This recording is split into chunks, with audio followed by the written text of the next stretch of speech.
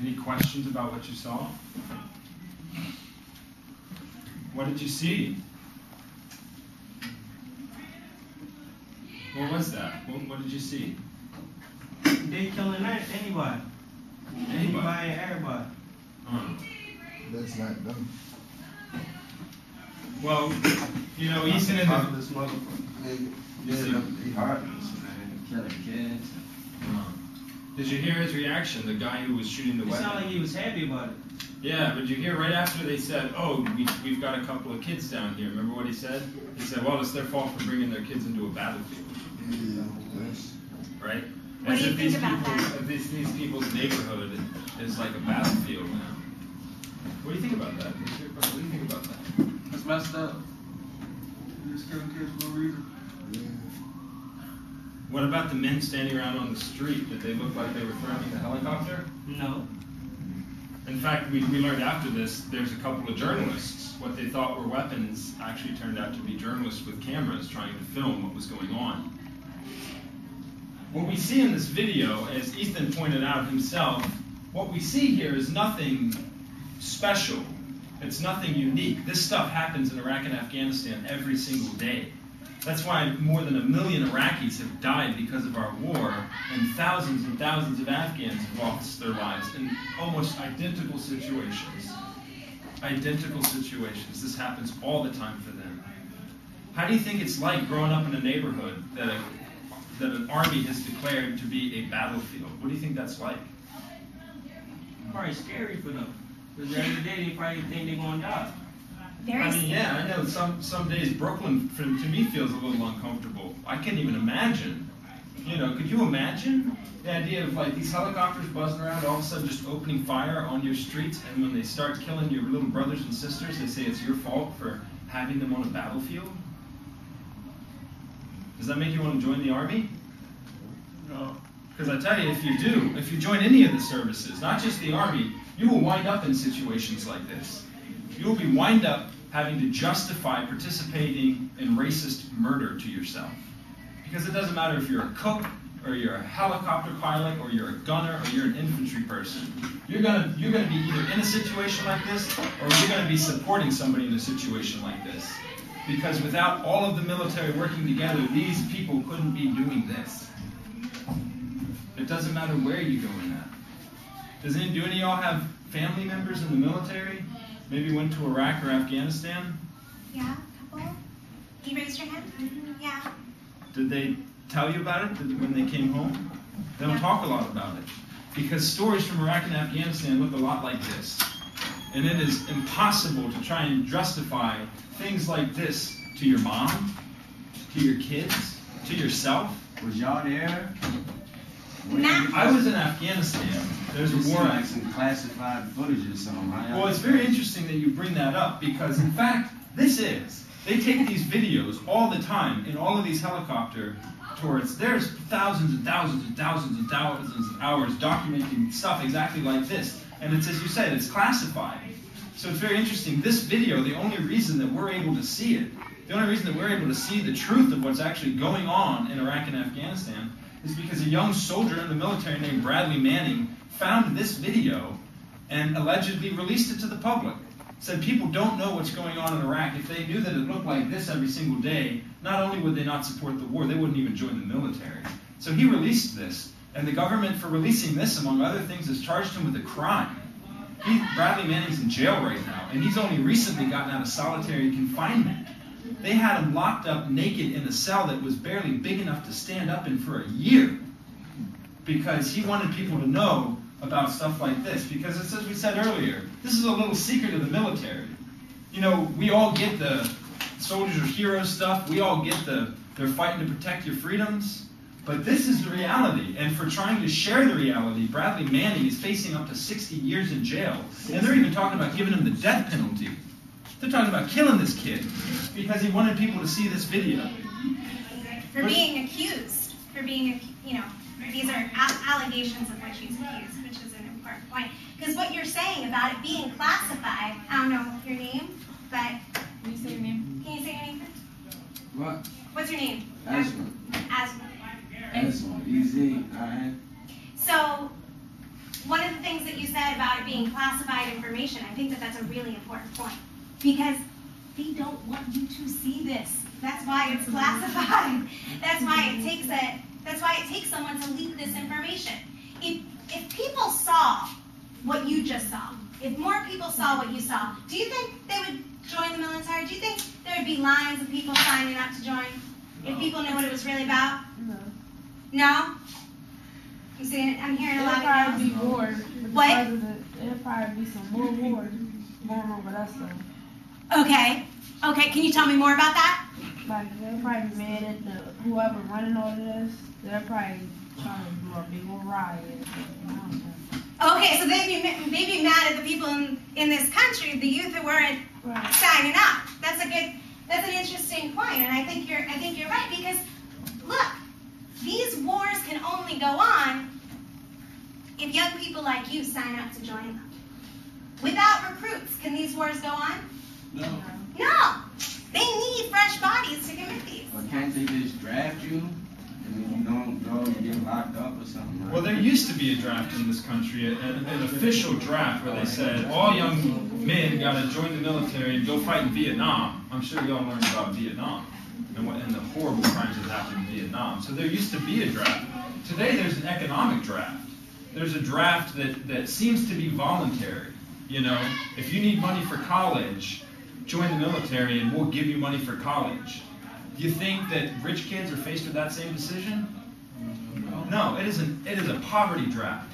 They go after people who they think aren't going to be able to pay for college. Because, you know, I saw a really good picture on this wall up here that says something about we should fight to the last ditch to keep open the right to learn. Well, they pretty much stripped that from the youth of this country, from the poor kids, and said, if you want the right to go to college, then you got to go fight and kill for our empire. These are old, mostly men, making millions of dollars off of these wars. They don't know how to fight them. They don't know how to fight them. They got to come get you to fight them. They got to come get kids. They got to come get the young men and women and trick them into going and fighting to make them money. And let's talk just real quick, about 2 minutes, about, well, we see what the effect is on the Iraqi people and the Afghan people. Utter destruction, utter devastation. How do you think these kids deal with growing up in this environment, you know? But beyond that, what happens to soldiers? If somebody does make a decision, yeah, I know I may be in a situation like that, but college means that much to me. I'm going to go anyway. Doing things like this is what causes something called post-traumatic stress disorder, which is rampant in the military and in the veteran communities. People being permanently emotionally crippled because they can't deal with the destruction they helped wrought on innocent people. That's one of the reasons why today more soldiers die from suicide after coming back from combat than actually die in combat. More soldiers kill themselves than the other side kills them because they can't live with what they've done. Beyond that, you could die. You could die right there, and if you don't die, you'll come back without a leg or without an arm, you know? And like I said, even if your body's intact, if you got PTSD, you're emotionally crippled. I mean, I dreamed of going to college for 5 years, and the night before I got out of the military, all I could think about was shooting myself in the head. Because I was so destroyed by what I had experienced. I couldn't even see myself going to college. The one reason that I thought I wanted to be in the military, I couldn't even see it. And I thought, what good is college money if you want to kill yourself?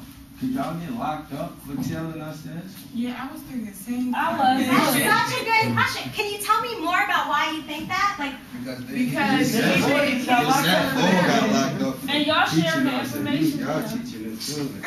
right, so telling it seems like telling the truth is kind of like a crime, right? Yeah. In this case. The Bradley Manning who's accused is allegedly released the videos. He's facing some serious charges for telling the truth. This is the property of the people. The people need to know what's going on. So this is now a property of the people. You can get it online. You can share it. You can share it, and as of now, you can still see this video. You can go to worldcantwait.net and see it. And it's important. One of the ways that the government can't get away with continuing the dirty little secret is when it stops being a secret. You know, when people take some risks, like Bradley Manning is accused of taking, you know, you take a risk, and people join you in taking that risk by sharing it. But nobody don't know that story like how y'all know it. Everybody don't know that little story. Well, y'all know it. But now we do, but like, it's not known. Like, you're right, it is not so known. it's still like a secret. So who wants to make it not a secret? Me. You don't want to make it a secret? No, I'm good. What were you going to say? Nothing? You sure? Mm-hmm. Okay. Well, if it comes back to you, let me know. Let's talk real quick about recruiters, because that's what this program is specifically about. Military recruiters, who you, I'm sure, see in this high school. I'm sure you see them in the communities, walking around handing out business cards and flyers about what the military is going to do for you. They even call you on your phone or send you emails. They have your information, everybody in this room. You know why? Because your school was legally required to give it to them. Part of the way that this government operates is that your school doesn't give all of your information to military recruiters so they can call you up and visit your house and send you their BS in the mail. Then they don't get federal funding. Unless your parents request for recruiters not to contact you, they already have probably everybody's information in here, and you're likely to hear from them. And you know what you're going to hear from them. We're going to hook you up. Veterans are respected more than everybody else. You know, you young men out here, you know, you want to be a man, you want to be a hardcore, you know, come join the military. We'll show you how to be hardcore. And I can tell you, I'm proof positive. You know, I feel like less of a man for having been in the military. Because men don't point weapons at innocent children and then dismiss their deaths afterwards as the other guy's fault. Did you? Did I dismiss these children's deaths? Or? Did he kill anybody? I was not a trigger puller. I was in public information, so I was responsible for lying to the public, for keeping things like this from everybody else's knowledge. Was I a part of situations like this? Absolutely. Did I support guys who were doing stuff like this? Absolutely. Did I mess up in other ways? Absolutely. Because the military will do more than just send you to combat and mess you up. They'll mess you up on base.